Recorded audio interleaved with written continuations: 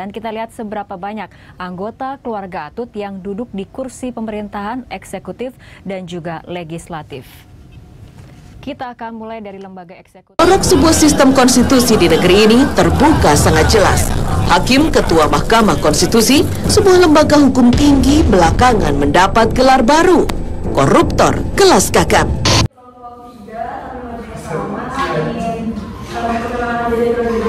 Saya sebagai host Mutiara ini, sebelah saya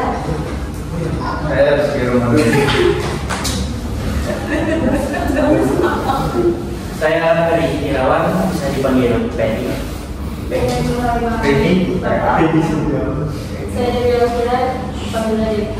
saya Umur Sanisia dipanggil Maya.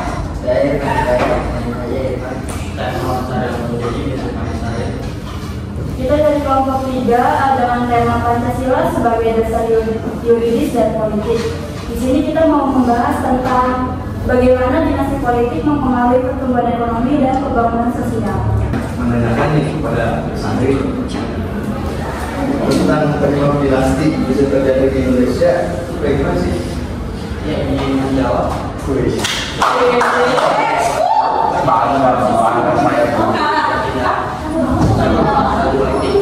Setelah berada di partai politik pun akses politik juga terbatas dan hanya orang dari kelompok tertentu yang mampu.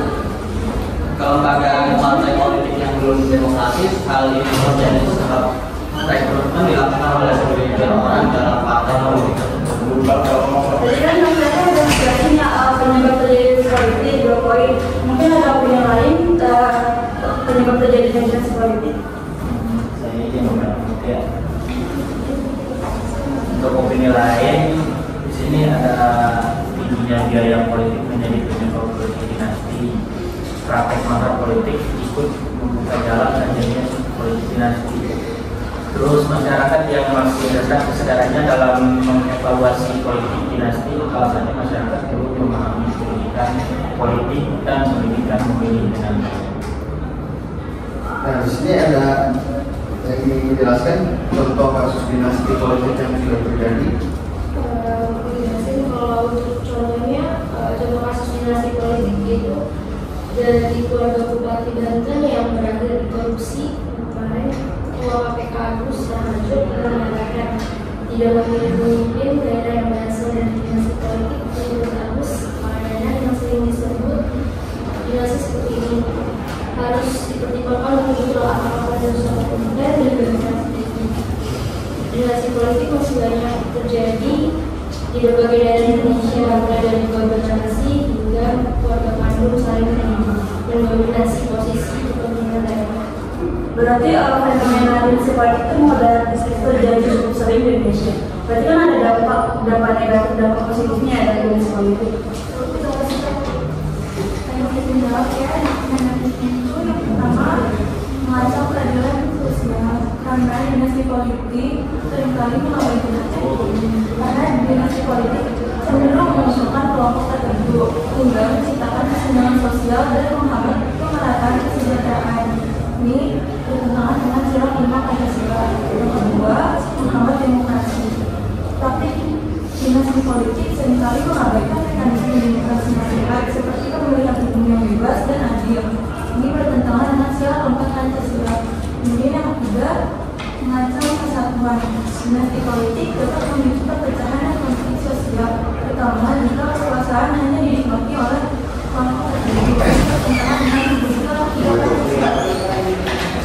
Ini ada tambahan opini lain, mungkin dari Mungkin Pak nih, dari gimana dari tadi? Ya, dari segi manusia yang adil, dinasti politik dapat menciptakan ketidakadilan dan menghambat pemenuhan hak-hak dasar masyarakat. Hal ini bertentangan dengan sila kedua Pancasila. Dan dari segi bagaimana jika dinasti politik disalahgunakan oleh kepentingan pribadi atau kelompok, maka hal ini bertentangan dengan nilai-nilai ketuhanan yang mengajarkan keadilan dan kebersamaan. Hal ini bertentangan dengan sila pertama Pancasila. Berarti kan kamu sama Kak Ipon udah ngejelasin ada negatifnya memang cukup banyak. Tapi dari sisi pasti ada dampak positif juga kan ya. Ada yang bisa jelaskan dampak positif dari dinasti politik, Kak? Jadi saya akan menjelaskan dampak positif dinasti politik. Yang pertama adalah perizinan yang stabil. Jika dinasti politik mampu menjalankan dengan baik, maka dapat menciptakan stabilitas politik yang kondusif bagi pertumbuhan ekonomi. Dan yang kedua adalah kontinuitas kebijakan. Kebijakan pembangunan dapat berjalan lebih kontinu jika kekuasaan berada di tangan satu keluarga dalam jangka waktu yang lama. Berarti secara umum dinasti politik memiliki potensi untuk menghambat pertumbuhan ekonomi dan pembangunan sosial di Indonesia. Karena bertentangan dengan nilai-nilai Pancasila, namun potensi positif juga ada tergantung pada bagian dinasti politik tersebut menjalankan kekuasaan. Berarti kalau lihat dari dampak negatif sama positifnya lebih dinasti politik lebih banyak membawa dampak negatif dibanding positif ya, yaitu pertumbuhan ekonomi dan pembangunan sosial di Indonesia. Hal ini bertentangan dengan nilai-nilai Pancasila dan dapat menghambat terwujudnya masyarakat yang adil dan makmur.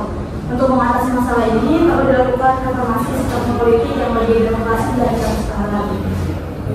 Masyarakat juga perlu lebih kritis dan serius dalam memilih pemimpin, serta mendorong terciptanya sistem pengawasan yang efektif untuk mencegah praktik korupsi dan nepotisme. Terus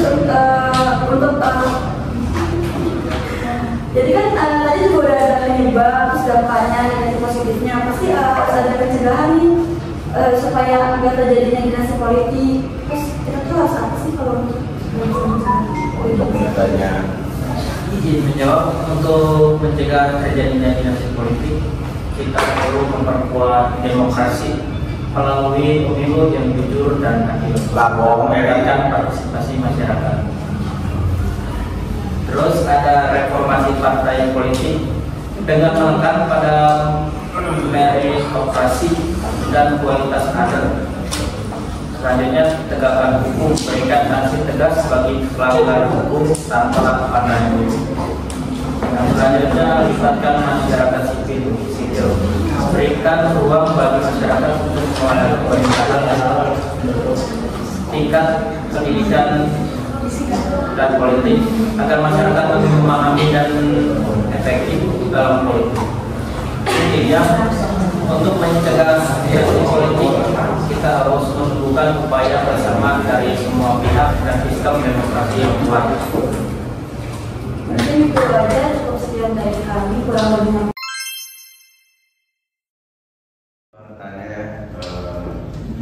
Jadi apakah praktek dinasti itu politik selaras dengan nilai persatuan Indonesia, dan juga kan sudah jelas undang juga yang mendorong semangat kesetaraan dalam keberagaman. Saya menjawab pertanyaan dari Bung Ari. Dinasti politik tidak selera dengan nilai persatuan Indonesia dalam sila ketiga karena satu, menghambat kesetaraan. Dinasti politik menguntungkan keluarga tertentu, mengurangi kesempatan bagi individu lainnya untuk berpartisipasi secara adil dan politik. Kedua, mengurangi keadilan, kekuasaan dan toleransi pada satu keluarga, bertentangan dengan prinsip keadilan yang mengunjung kesempatan setara bagi semua warga negara. Dan ketiga, mengancam persatuan. Dinasti politik bisa menciptakan ketidaksetaraan dan ketegangan antar kelompok, mengurangi semangat persatuan dalam keberagaman.